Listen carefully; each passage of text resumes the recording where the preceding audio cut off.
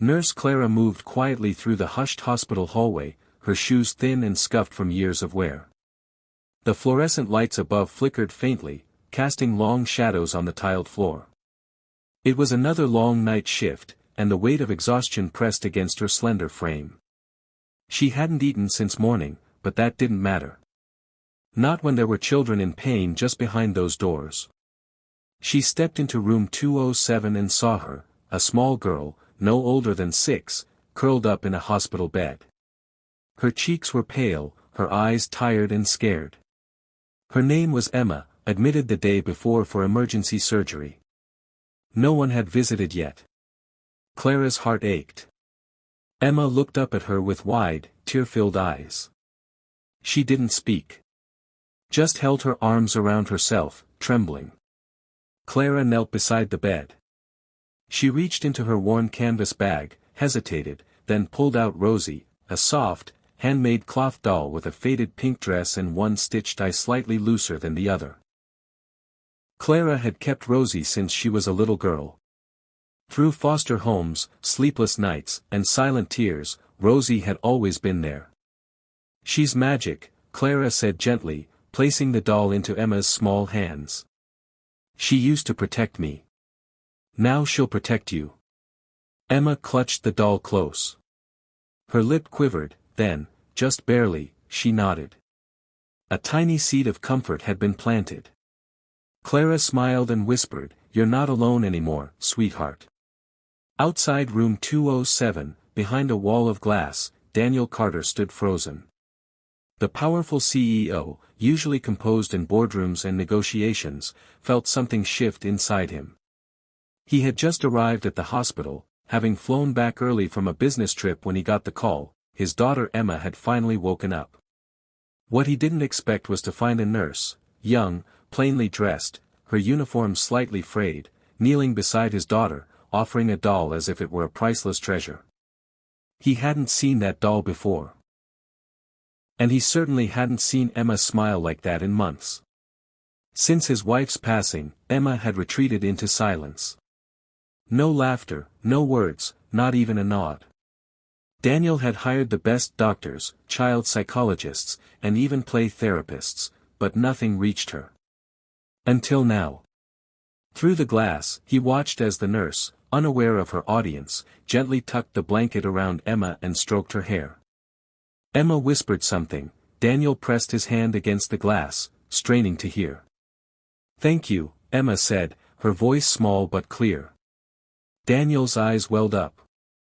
That doll, that nurse, somehow, in that moment, they had cracked the wall around his daughter's fragile heart. All his money hadn't done that. But a stranger's kindness did. He took a slow breath. He didn't know the nurse's name yet, but he knew one thing with certainty: she had just given him back a piece of his little girl. And that meant more than any fortune ever could. The locker room was quiet, dimly lit by a flickering bulb overhead. Clara sat on the wooden bench, slowly unlacing her shoes after a 12-hour shift. Her fingers trembled with exhaustion, but it wasn't just fatigue weighing her down. She reached into her locker, hoping for a moment of peace, but instead, her heart sank. There it was, a crumpled eviction notice taped to the inside of the metal door.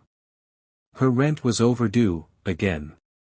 The hospital paycheck, already stretched thin by bills and food, hadn't been enough this month. Overtime hours helped, but barely. And she'd given up her last side job just to take extra shifts when the children's wing was short-staffed. Clara stared at the paper for a moment, her eyes burning, but no tears came. There was no energy left for crying. She glanced down into her bag. Rosie was gone. A pang of emptiness hit her, sharper than she expected. That doll had been her only keepsake from childhood, the one constant in a life that had often felt uncertain and cold. She hadn't planned to give it away. But when she saw Emma's frightened little face, something inside her just knew, it was the right thing to do. Clara folded the eviction notice and stuffed it back into her locker. She stood, pulled on her thin coat, and took a deep breath. "She needed it more than I did," she whispered to herself, and walked out into the cold night, unaware that everything was about to change.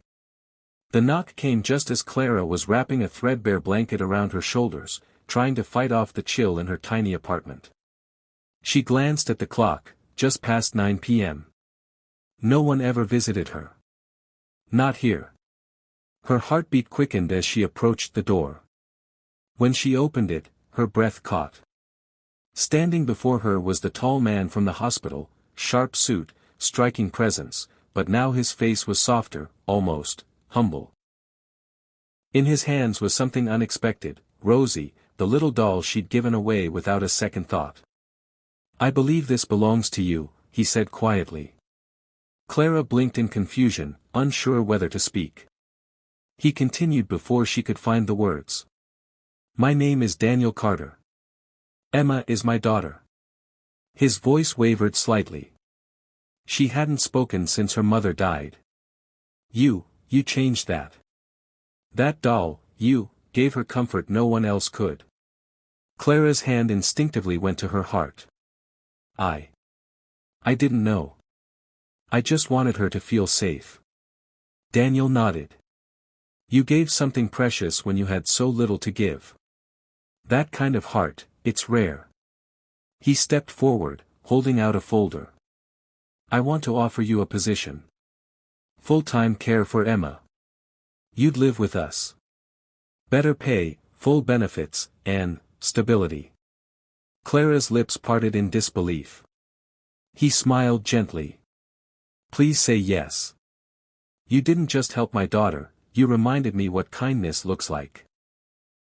For the first time in a long while, Clara felt seen. And deeply, silently, she whispered, "Yes." A year had passed, and Clara sat on a park bench, the sun casting a warm glow over the peaceful afternoon. The world felt different now, brighter, lighter. Emma, laughing and running with other children, was a picture of joy. Her face no longer bore the sadness it once had. Rosie, her ever-present companion, bounced in her arms as she chased her friends in a game of tag. Clara smiled to herself. It had been a long journey from those early days in the hospital, but here they were. She had a home now, one with space, comfort, and love. She wasn't just Emma's nurse anymore, she was family. The bond they'd formed was unbreakable, and Clara had even become a kind of second mother to Emma, offering her guidance, warmth, and care. Daniel sat beside her on the bench, watching Emma with quiet pride. His hand brushed hers, and for a moment, neither of them spoke. "You didn't know who we were," Daniel said softly, his voice filled with gratitude. Clara looked at him, a peaceful smile on her face. "Does it matter?" she replied, her gaze returning to Emma. "She needed kindness. That's all I saw." Daniel's lips curved into a smile as well. As Emma ran past them, laughing, Clara felt the quiet weight of everything that had changed in her life. She had given something small, a doll, but in return, she had received a life, a purpose, a family, and a love she had never dreamed possible. In that moment, Clara understood, kindness ripples out, touching lives in ways you may never fully know.